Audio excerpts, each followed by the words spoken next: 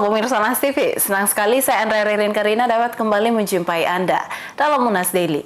Dalam beberapa menit ke depan kami akan menyajikan berita-berita terpercaya hanya untuk Anda.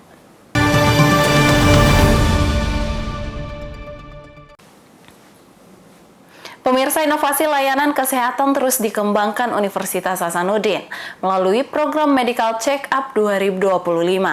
Salah satu pembaruan tahun ini adalah penambahan layanan pemeriksaan gigi dan mulut yang dapat diakses oleh dosen dan tenaga kependidikan sebagai hasil kolaborasi dengan Rumah Sakit Gigi dan Mulut Pendidikan Unhas. Program Medical Check-up atau MCU merupakan inisiatif yang diluncurkan oleh Rektor Universitas Hasanuddin pada November 2022 lalu yang ditujukan bagi seluruh dosen dan tenaga kependidikan di lingkungan Universitas Hasanuddin. Pelaksanaan program ini berada di bawah kendali Subdirektorat Sistem Jaminan Keselamatan dan Kesehatan Kerja Direktorat Sumber Daya Manusia. Di tahun 2025, program MCU kembali dilaksanakan bagi para dosen dan tenaga kependidikan Universitas Hasanuddin. Melalui Medical Check-up Goes to Unit, MCU kembali dimulai pada Senin 14 April 2025 di lantai dasar Gedung Rektorat Kampus Unhas Tamalan Rea. MCU Goes to Unit hadir untuk memudahkan para dosen dan tenaga kependidikan dalam melakukan pemeriksaan kesehatan langsung di unit kerja masing-masing. Lokasi pertama program ini adalah Gedung Rektorat Unhas yang berlangsung dari 14 hingga 23 April 2025. Mulai pukul 8 pagi hingga 12 waktu Indonesia Tengah. Setelah pelaksanaan di Gedung Rektorat, kegiatan ini akan dilanjutkan ke berbagai kantor dan fakultas lain di lingkungan Universitas Hasanuddin. Selain MCU Goes to Unit, program pengecekan kesehatan ini bekerja sama dengan Rumah Sakit Pendidikan Unhas. Para dosen dan tenaga kependidikan Unhas dapat melakukan pemeriksaan kesehatan secara langsung di Rumah Sakit Unhas untuk melakukan pengecekan. Rektor Universitas Hasanuddin Profesor Dr. Insinyur Jamaluddin Chompa MSc menyampaikan bahwa sejak tahun 2024 program ini juga mencakup pasangan dari dosen dan tenaga kependidikan.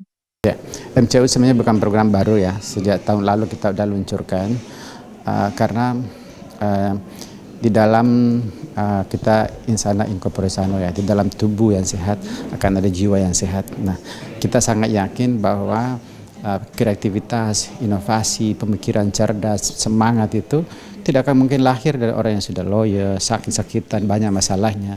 Sehingga itu adalah tanggung jawab kami di pimpinan UNHAS untuk meyakinkan bahwa seluruh keluarga besar UNHAS ini itu dalam keadaan sehat.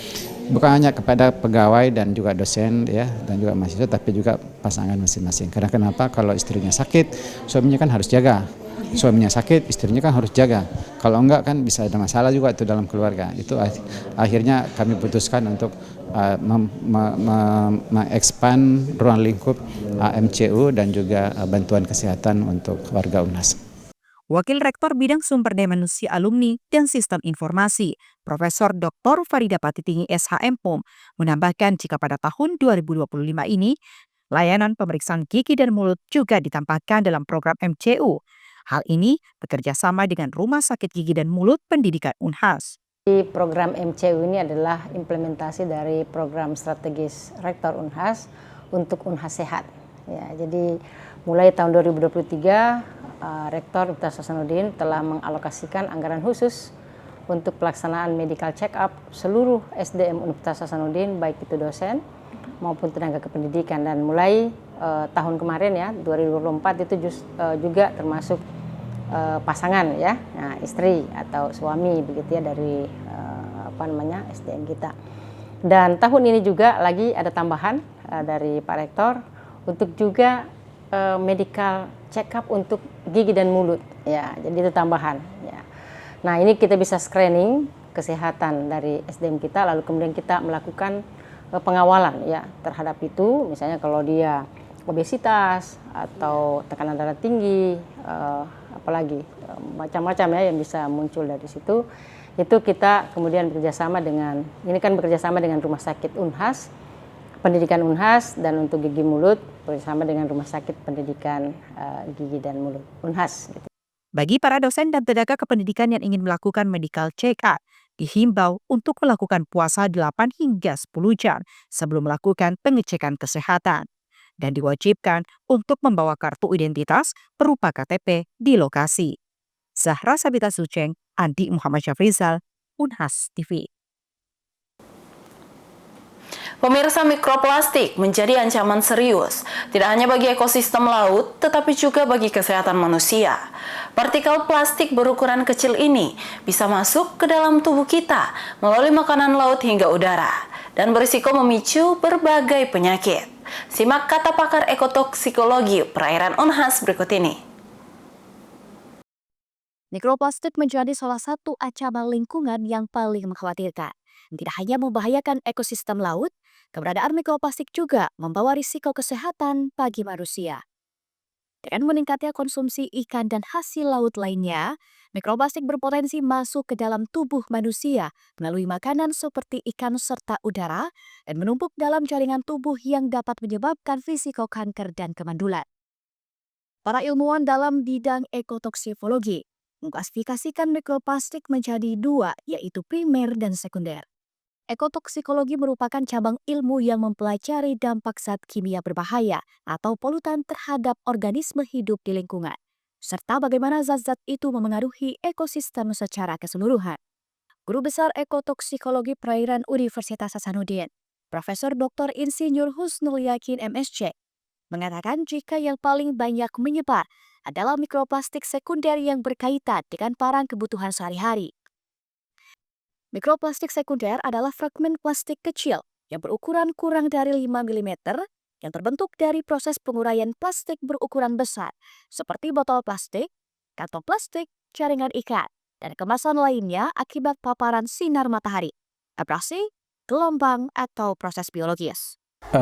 Yang paling banyak menyebar tentunya adalah makroplastik ya, yang berasal dari makroplastik atau mikroplastik sekunder, karena itu dari berbagai bentuk kebutuhan hidup yang kita butuhkan. Karena kita tidak bisa menghindari plastik ya, mulai dari kita bangun tidur sampai tidur kembali, itu semuanya kita berkaitan dengan plastik. Nah, barang-barang itu kalau kemudian kita buang dan kemudian masuk ke lingkungan, ya dari TPA dan sebagainya karena tidak tergunakan, akhirnya masuk ke lingkungan. Nah, dia terurai, terfragmentasi maksud saya menjadi mikroplastik. Ya, kalau penyebaran nanti tergantung dari sejauh mana manusia ini membuang ke lingkungan, kan gitu. Sejauh mana plastik itu menjadi sampah, gitu. Profesor Husnul menambahkan bahwa keberadaan mikroplastik di laut berdampak buruk pada spesies laut. Selain mengancam kelangsungan hidup spesies tersebut, juga mempengaruhi rantai makanan yang akhirnya berakhir pada manusia. Dampak yang paling pertama itu ikan merasa kenyang karena dia memakan, karena mikroplastik ini seolah-olah seperti makanannya ikan, kayak seperti plankton ya, baik zoo maupun fito, kemudian dimakan sama ikan. Ikan dia kira itu adalah makanannya, gitu kan? Padahal bukan. Akhirnya perutnya kenyang, tapi kondisi tubuhnya kurus karena dia miskin nutrisi. Nah, pada akhirnya dia akan mati. Itu yang pertama. Yang kedua, kan mikroplastik ini dari plastik besar. Plastik besar ini kan kayak misalnya laptop ini ada warnanya hitam. Ini kan ada zat warna tertentu yang disebut kemudian zat aditif atau dalam pembuat namanya plastik itu kan supaya dia lentur. Nah, untuk keras dan lenturnya itu biasanya ditambahkan bahan-bahan tertentu. Misalnya kalau kayak galon air mineral yang keras itu yang tidak sekali pakai itu ditambah dengan BPA, bisphenol E namanya. Nah, bisphenol E ini bisa pertama menyebabkan kanker, kemudian yang kedua bisa menyebabkan kemandulan. Lebih lanjut, Profesor Husnul menyampaikan langkah yang harus dilakukan untuk mengurangi pencemaran mikroplastik, yakni dengan menyediakan bank sampah yang baik untuk pengelolaan sampah, atau mengirim ke negara yang membutuhkan sisa sampah yang akan mereka pakai untuk kebutuhan tertentu. Dengan tindakan yang lebih tegas dan kesadaran yang lebih tinggi mengenai bahaya mikroplastik, dinilainya dapat membantu menjaga kelestarian ekosistem laut dan kesehatan manusia dari ancaman yang semakin nyata ini. Muhammad Syaiful, Unhas TV. Tenaga Kependidikan Vkom Unpad menggelar workshop terkait peran arsip dalam mendukung zona integritas. Simak informasi selengkapnya. Dalam rangka menunjang zona integritas, Fakultas Ilmu Komunikasi Universitas Padjadjaran selenggarakan workshop peran arsip dalam mendukung zona integritas Fakultas Ilmu Komunikasi Universitas Padjadjaran bagi tenaga kependidikan. Selasa, 15 April di Ruang OEMI Abdurrahman, Fikom Unpad. Tendik Fikom Unpad diberikan materi melalui penyamaan persepsi tentang zona integritas serta pentingnya arsip untuk mendukung zona integritas oleh Dr. Funi Mustikasari Elita dan Wawat Setiawati M.Ikom. Fikom Unpad berkomitmen untuk mewujudkan wilayah bebas korupsi atau wilayah birokrasi bersih dan melayani melalui sistem birokrasi yang transparan, efektif dan berorientasi pada pelayanan prima. Wakil Dekan Fikom Unpad, Dr. Jenny Ratna Suminar, menyebut workshop ini sebagai upaya menguatkan bukti zona integritas Fikom Unpad. Dirinya juga berpesan selain upaya mendukung zona integritas, nantinya tenaga kependidikan diminta untuk terus mengarsipkan semua aktivitas atas kinerja yang dilakukan di lingkungan Fikom Unpad. Fakultas Ilmu Komunikasi merupakan salah satu fakultas yang dicanangkan untuk diajukan di zona integritas sebagai satu dari 5 fakultas besar untuk mendapatkan WBK, dan insya Allah kami bergiat bersemangat untuk itu. Dan hari ini adalah hari terakhir untuk submit. Mudah-mudahan dengan kegiatan hari ini akan menguatkan evidence yang kami butuhkan untuk mendapatkan nilai yang cukup untuk bisa diajukan. Kearsipan saya kira bukan hanya untuk dalam rangka zona integritas saja, tapi dalam kegiatan kita sehari-hari, para tendik ini tidak pernah bisa lepas dari kearsipan. Karena itu menjadi tulang punggung bagi semua aktivitas di Fakultas Ilmu Komunikasi, sehingga diharapkan para tendik ini tidak saja hanya berhenti pada saat zona integritas sudah diajukan, tapi tetap bersemangat untuk tetap melakukan pengarsipan atas kinerja yang dilakukannya. Melalui workshop ini diharapkan akan memberikan pemahaman serta komitmen tentang zona integritas hingga terciptanya program kerja dan rencana aksi yang terstruktur untuk mencapai zona integritas. Dari Jatinangor, Sumedang, Tim Liputan Divia Unpad TV melaporkan untuk Unas TV. Pemirsa, berita tadi sekaligus menutup perjumpaan kita hari ini. Jangan lupa untuk terus saksikan Unhas Daily hanya di Unas TV. Saya Andrea Ririn Karina mewakili kru yang bertugas, pamit undur diri dan sampai jumpa.